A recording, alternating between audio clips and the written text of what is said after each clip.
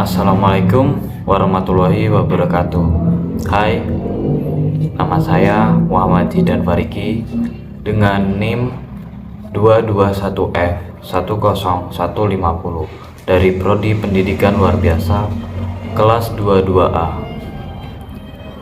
Di sini saya akan menjelaskan materi tentang anak tunadaksa. Pertama, saya akan menjelaskan definisi anak tunadaksa.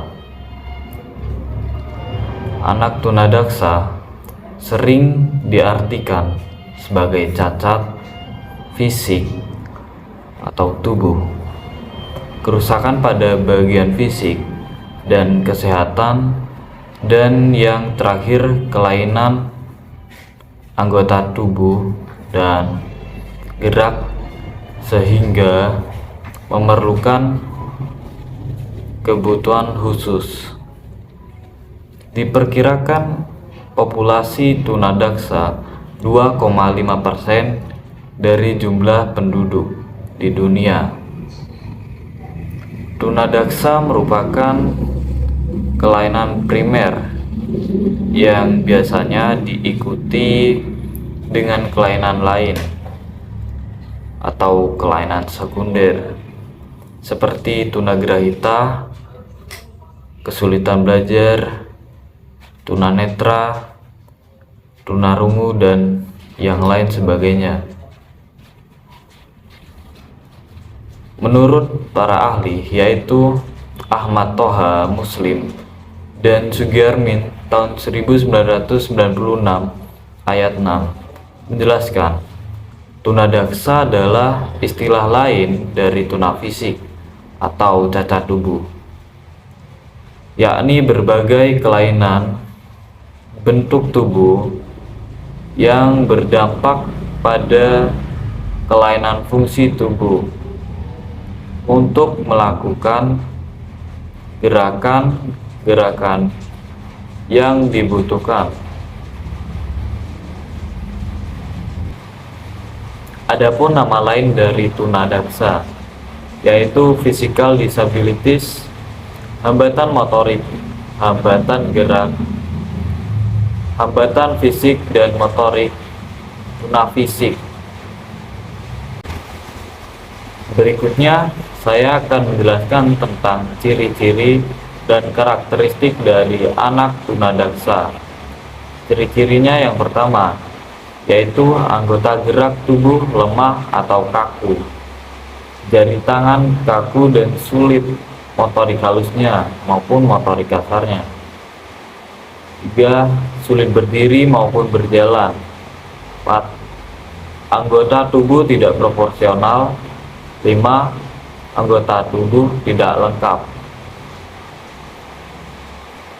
Karakteristik dari anak tunadaksa adalah sebagai berikut. 1. Karakteristik dari akademiknya. Anak tunadaksa dengan kelainan sistem otot dan rangka umumnya memiliki tingkat kecerdasan normal, sehingga bisa mengikuti pelajaran-pelajaran yang sama dengan anak-anak pada umumnya. Akan tetapi, anak dengan kelainan sistem saraf pusat biasanya punya tingkat kecerdasan atau IQ yang lebih rendah, atau yang biasa disebut dengan intellectual disability. 2. Karakteristik dari segi sosial dan emosional. Beberapa anak tunadaksa mungkin merasa dirinya cacat, tidak berguna, dan menjadi beban bagi orang lain, sehingga membuatnya malas belajar, bermain, dan bersosialisasi. Ketidakmampuannya melakukan kegiatan fisik sebagaimana mestinya seperti orang lain juga bisa membuat anak tunadaksa mudah tersinggung, marah, rendah diri, pemalu, penyendiri, hingga frustasi. 3. Karakteristik dari segi fisik dan kesehatan. Kecenderungan gangguan kesehatan lain seperti sakit gigi, berkurangnya kemampuan pendengaran dan penglihatan, serta gangguan bicara umum terjadi pada anak dengan disabilitas saraf. 3. Karakteristik dari segi fisik dan kesehatan. Kecenderungan gangguan kesehatan lain seperti sakit gigi, berkurangnya kemampuan pendengaran dan penglihatan, serta gangguan bicara umum terjadi pada anak dengan disabilitas saraf. Selain itu, penyandang tunadaksa jenis ini juga bisa menunjukkan tanda-tanda hyperaktif atau sangat aktif maupun hypoaktif sangat pasif dalam perilakunya. Berikut saya akan menjelaskan tentang faktor penyebab ketunadaksaan. Faktor penyebab ketunadaksaan terdapat 3 faktor, yaitu prenatal atau saat dalam kandungan, natal atau saat proses kelahiran, postnatal atau sesudah kelahiran. Faktor penyebab ketunadaksaan pada saat dalam kandungan yaitu kelainan fungsi anggota tubuh atau ketunadaksaan yang terjadi sebelum bayi lahir atau ketika dalam kandungan, diantaranya dikarenakan dari faktor genetik, kerusakan pada sistem saraf pusat, anoksia prenatal yang disebabkan pemisah bayi dari plasenta, penyakit anemia, penyakit jantung, stroke, percobaan abortus atau pengguguran, gangguan metabolisme pada ibu dan reses, serta konsumsi alkohol saat mengandung dan konsumsi obat-obatan terlarang pada saat mengandung. Faktor pada saat kelahiran, proses kelahiran atau natal. 1. Kesulitan saat persalinan karena pinggul ibu terlalu kecil dan letak anak yang sungsang. 2. Pendarahan pada otak saat kelahiran. 3. Kelahiran prematur. 4. Gangguan pada plasenta yang menyebabkan kurangnya oksigen. Faktor setelah kelahiran atau postnatal. Adanya penyakit meningitis radang selaput otak, ensefalis radang otak, atau juga bisa terjadi karena diabetes mellitus. 2. Terjadinya kecelakaan yang menyebabkan terjadinya benturan pada otak atau kecelakaan yang mengakibatkan harus diamputasinya salah satu anggota tubuh atau beberapa anggota tubuh. 3. Pertumbuhan tubuh atau tulang yang tidak sempurna. Berikutnya, saya akan menjelaskan tentang klasifikasi anak tunadaksa. Yang pertama yaitu kelainan pada otak.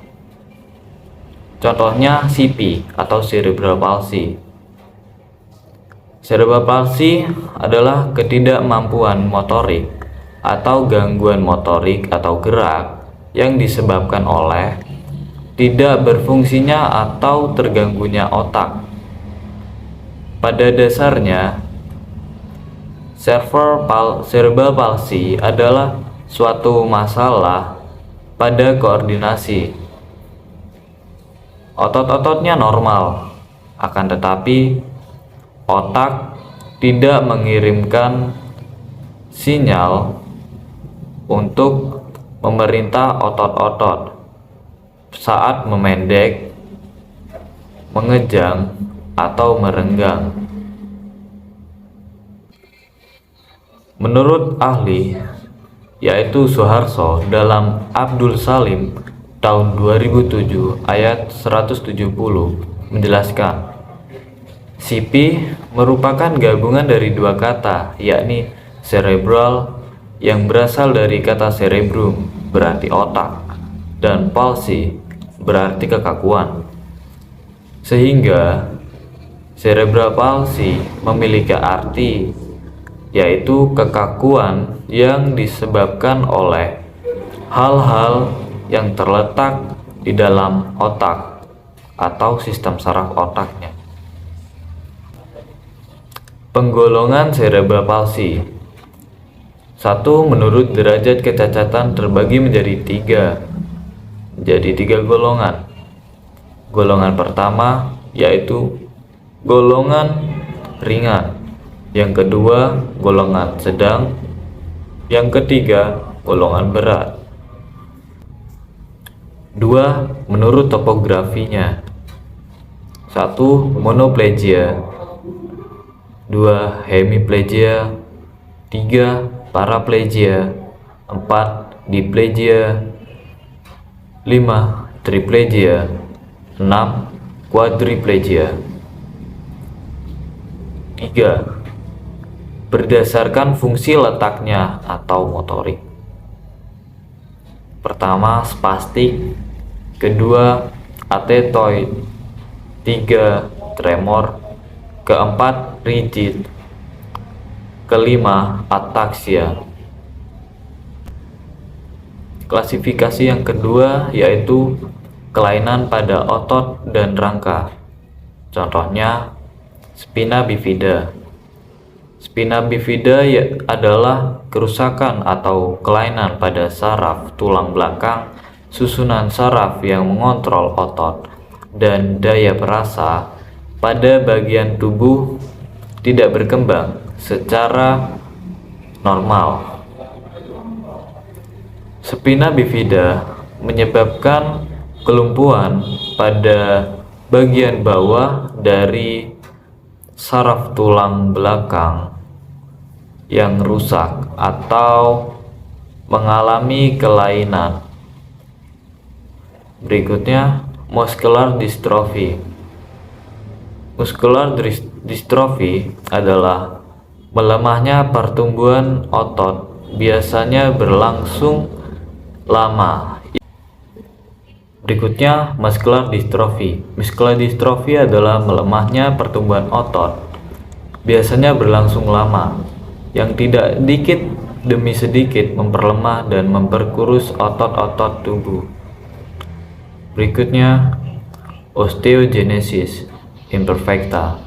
Osteogenesis imperfecta merupakan kondisi tulang yang tidak sempurna, yaitu suatu keadaan karena keturunan yang ditandai dengan tulang-tulang yang mudah patah, pertumbuhan tulang yang normal dan menyerang tulang sehingga patah atau retak, sehingga memerlukan perlindungan yang lebih. Berikutnya, head trauma. Ketenaga kerjaan akibat dari kecelakaan maladjustment akibatnya bisa terlalu agresif atau acuh tak acuh. Sama sekali, biasanya sukar memusatkan perhatian dan sukar menyumbang informasi. Head trauma. Ketenaga kerjaan akibat dari kecelakaan maladjustment akibatnya bisa terlalu agresif atau acuh tak acuh sama sekali. Biasanya sukar memusatkan perhatian dan sukar menyumbang informasi, sulit belajar, kehilangan ingatan, gangguan perseptual. Berikutnya, amputasi. Amputasi merupakan pemotongan anggota tubuh. Anggota buatan sering-sering digunakan untuk memberikan keseimbangan yang memungkinkan anak tunadaksa bisa berpartisipasi kembali seperti anak-anak pada umumnya. Berikutnya, penyakit kronis. Penyakit yang berlangsung lama dan tampaknya tidak akan sembuh. Mereka perlu mendapat perawatan di rumah atau di rumah sakit. Berikutnya, epilepsi. Epilepsi merupakan kelainan pada otak yang kegiatan elektriknya tidak stabil. Dan kemudian berikutnya, juvenile diabetic mellitus, yaitu kelainan dalam metabolisme pada jalur atau saluran di mana tubuh melarutkan dan menyerap zat gula dan tepung dalam makanan sehingga tidak bisa memperoleh dan mempertahankan energi dari makanan, sehingga anak kurang tenaga.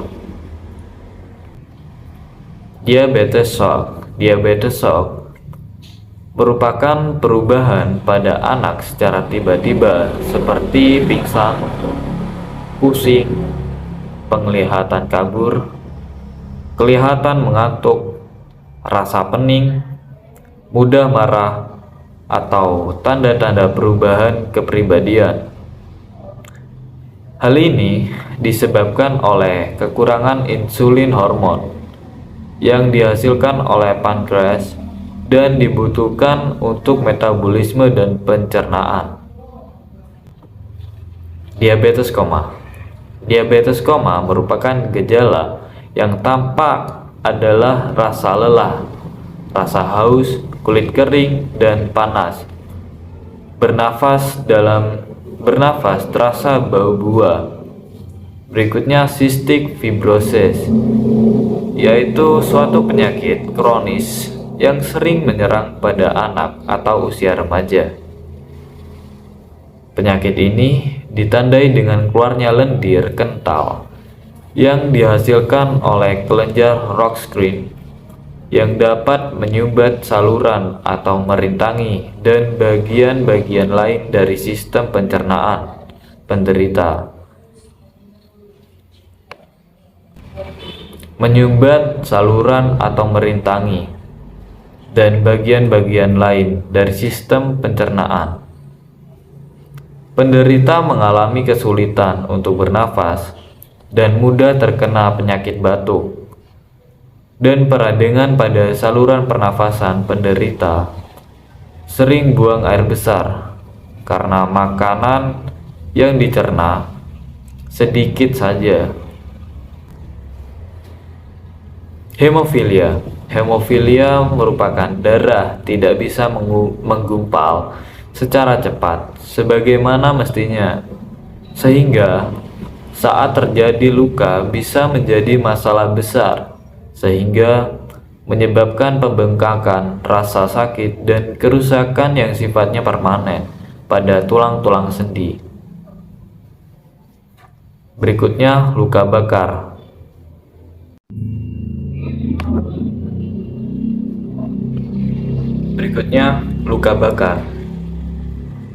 Kelainan fisik yang terjadi akibat terbakarnya bagian-bagian tubuh.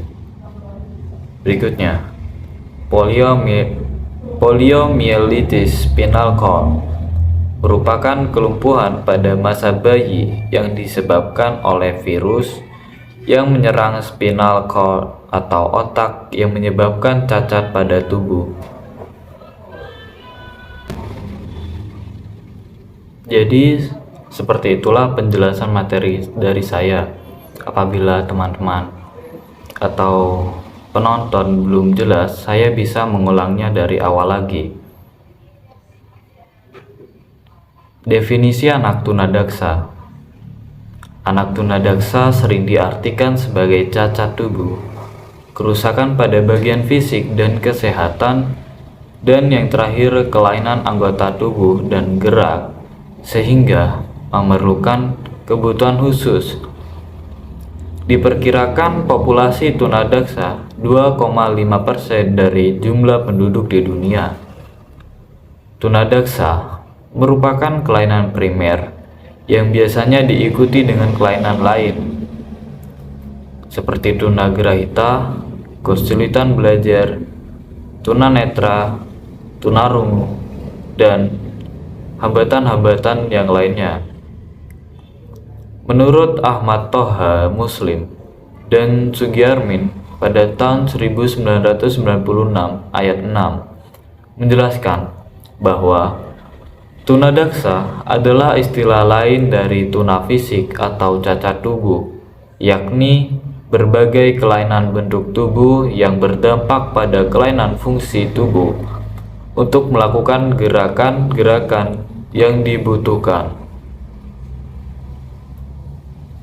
Nama lain dari tunadaksa yaitu physical disabilities, hambatan motorik, hambatan anggota gerak, hambatan fisik dan motorik, tuna fisik.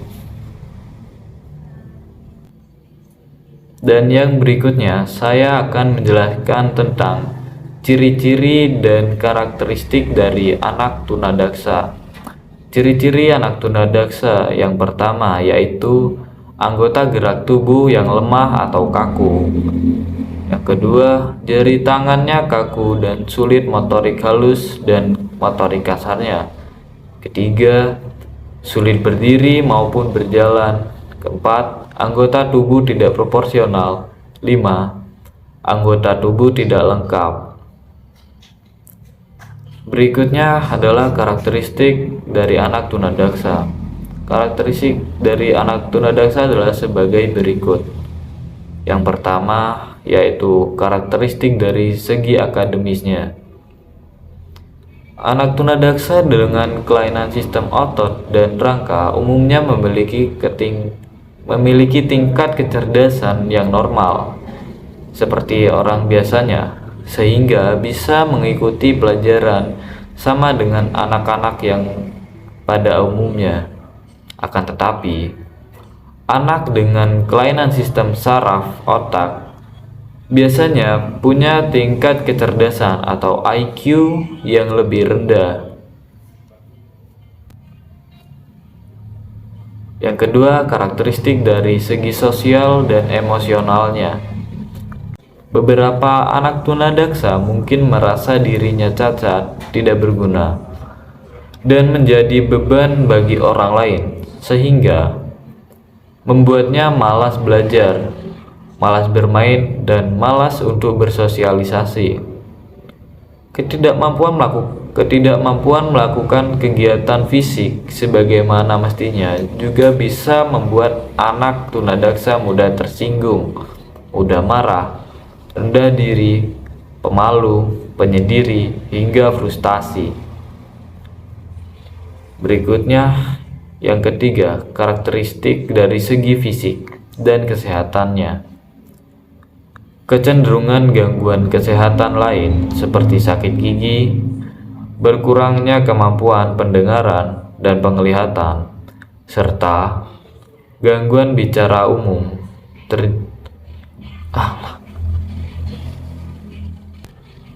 seperti sakit gigi, berkurangnya kemampuan pendengaran dan penglihatan, serta gangguan bicara. Umum terjadi pada anak dengan disabilitas saraf. Selain itu, penyandang tunadaksa juga bisa menunjukkan tanda-tanda hyperaktif atau sangat aktif, dan bisa juga menunjukkan hypoaktif, sangat pasif dalam perilakunya. Berikutnya adalah faktor penyebab ketunadaksaan.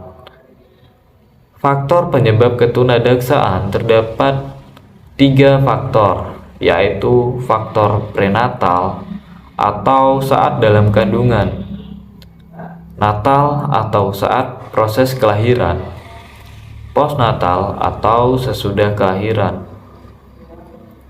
Dari faktor penyebab ketunadaksaan pada saat dalam kandungan, yaitu kelainan fungsi anggota tubuh atau ketunadaksaan yang terjadi sebelum bayi lahir atau dalam kandungan, diantaranya dikarenakan faktor gen atau faktor genetik, kerusakan pada sistem saraf pusatnya, anoksia prenatal yang disebabkan pemisah bayi dari plasenta, penyakit anemia, penyakit jantung, stroke, percobaan abortus, atau pengguguran, gangguan metabolisme pada ibu dan faktor resus, dan juga konsumsi alkohol dan obat-obatan terlarang pada saat mengandung bayi. Berikutnya, faktor pada saat kelahiran atau proses kelahiran natal. Kesulitan saat persalinan karena pinggul ibu terlalu kecil dan letak anak yang sungsang.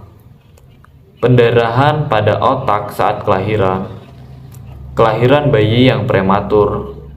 Gangguan pada plasenta yang menyebabkan kurangnya oksigen. Berikutnya adalah faktor setelah kelahiran. Faktor ini bisa diakibatkan karena adanya penyakit meningitis, radang selaput otak, ensefalis radang otak, atau terkena penyakit diabetes mellitus. 2. Terjadinya kecelakaan yang menyebabkan terjadinya benturan pada otak, atau kecelakaan yang harus mengakibatkan teramputasi anggota tubuh atau beberapa anggota tubuh. 3. Pertumbuhan tubuh atau tulang yang tidak sempurna. Klasifikasi anak tunadaksa. Yang pertama yaitu kelainan pada otak, contohnya CP. Cerebral palsy merupakan ketidakmampuan motorik atau gangguan motorik atau gerak yang disebabkan oleh tidak berfungsinya atau terganggunya otak. Pada dasarnya, cerebral palsy adalah suatu masalah pada koordinasi. Otot-ototnya normal, akan tetapi otak tidak mengirimkan sinyal untuk memerintah otot-otot saat memendek, mengejang, atau merenggang. Menurut Suharto dalam Abdul Salim tahun 2007 ayat 170 menjelaskan bahwa CP merupakan gabungan dari dua kata, yaitu cerebral yang berasal dari kata cerebrum berarti otak, dan palsy berarti kekakuan, sehingga cerebral palsy memiliki arti kekakuan yang disebabkan oleh hal-hal yang terletak di dalam otak. Berikutnya adalah penggolongan cerebral palsy. Yang pertama yaitu menurut derajat kecacatan terbagi menjadi 3 golongan, yaitu golongan pertama, golongan ringan, yang kedua golongan sedang, yang ketiga golongan berat.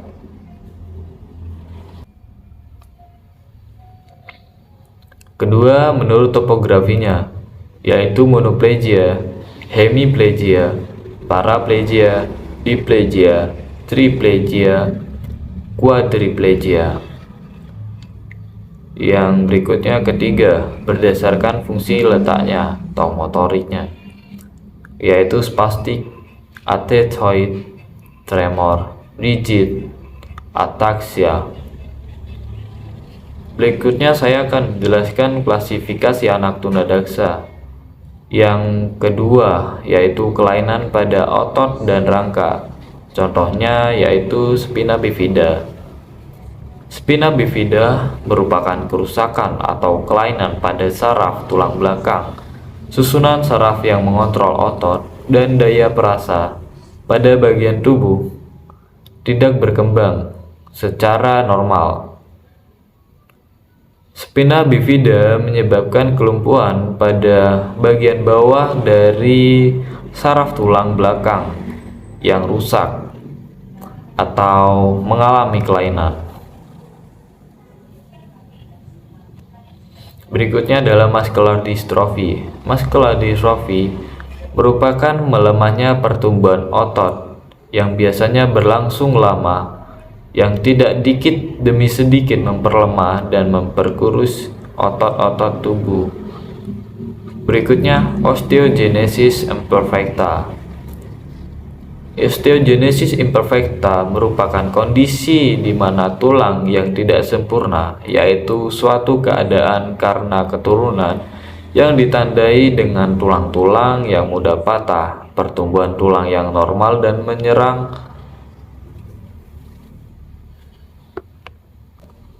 osteogenesis imperfecta, kondisi di mana tulang yang tidak sempurna, yaitu suatu keadaan karena keturunan yang ditandai dengan tulang-tulang yang mudah patah, pertumbuhan tulang yang normal, dan menyerang tulang sehingga patah atau retak, sehingga memerlukan perlindungan yang lebih. Berikutnya adalah head trauma. Head trauma, ketenaga kerjaan akibat dari kecelakaan maladjustment, akibatnya bisa terlalu agresif atau acuh tak acuh sama sekali. Biasanya sukar memusatkan perhatian dan sukar menyumbang informasi, sulit belajar, kehilangan ingatan, dan gangguan perseptualnya. Berikutnya adalah amputasi. Amputasi merupakan pemotongan anggota tubuh. Anggota buatan sering-sering digunakan untuk memberikan keseimbangan yang memungkinkan anak bisa berpartisipasi kembali seperti anak-anak pada umumnya. Berikutnya adalah penyakit kronis. Penyakit yang berlangsung lama dan tampaknya tidak akan sembuh. Mereka perlu mendapatkan perawatan di rumah sakit atau di rumah. Berikutnya adalah epilepsi. Epilepsi merupakan kelainan pada otak yang kegiatan elektriknya tidak stabil. Berikutnya juvenile diabetic mellitus, yaitu kelainan dalam metabolisme, yaitu pada jalur atau saluran di mana tubuh melarutkan dan menyerap zat gula dan tepung dalam makanan sehingga tidak bisa memperoleh dan mempertahankan energi dari makanan, sehingga anak menjadi kurang bertenaga. Berikutnya adalah diabetes shock. Perubahan pada anak secara tiba-tiba seperti pingsan, pusing, penglihatan kabur, kelihatan mengantuk, rasa pening, mudah marah, atau tanda-tanda perubahan kepribadian. Hal ini disebabkan oleh kekurangan insulin hormon yang dihasilkan oleh pankreas dan dibutuhkan untuk metabolisme dan pencernaan. Berikutnya adalah diabetes koma. Gejala yang tampak adalah rasa lelah, rasa haus, kulit kering, dan panas. Ketika bernafas, dalam bernafas terasa seperti bau buah. Berikutnya adalah cystic fibrosis, suatu penyakit kronis yang sering menyerang pada anak atau usia remaja. Penyakit ini ditandai dengan keluarnya lendir kental yang dihasilkan oleh kelenjar Rorschach yang dapat menyumbat saluran atau perintangi dan bagian-bagian lain dari sistem pencernaan. Penderita mengalami kesulitan untuk bernafas dan mudah terkena penyakit batuk dan peradangan pada saluran pernafasan. Penderita sering juga buang air besar dikarenakan makanan yang dicerna ini sedikit saja. Berikutnya adalah hemofilia. Hemofilia merupakan darah yang tidak bisa menggumpal secara cepat, sehingga mestinya saat terjadi luka bisa menjadi masalah besar, sehingga menyebabkan pembengkakan, rasa sakit, dan kerusakan yang sifatnya permanen pada tulang-tulang sendi. Berikutnya adalah luka bakar. Luka bakar yaitu kelainan fisik yang terjadi akibat terbakarnya bagian-bagian tubuh. Berikutnya adalah poliomyelitis spinal cord. Poliomyelitis spinal cord merupakan kelumpuhan pada masa bayi yang disebabkan oleh virus yang menyerang spinal cord atau otak yang menyebabkan cacat pada tubuh. Sekian penjelasan dari saya. Mohon maaf apabila ada kesalahan kata atau kurang jelas dalam penyampaian materi, karena saya sendiri juga masih menimba ilmu. Sekian, terima kasih. Wassalamualaikum warahmatullahi wabarakatuh. Capek.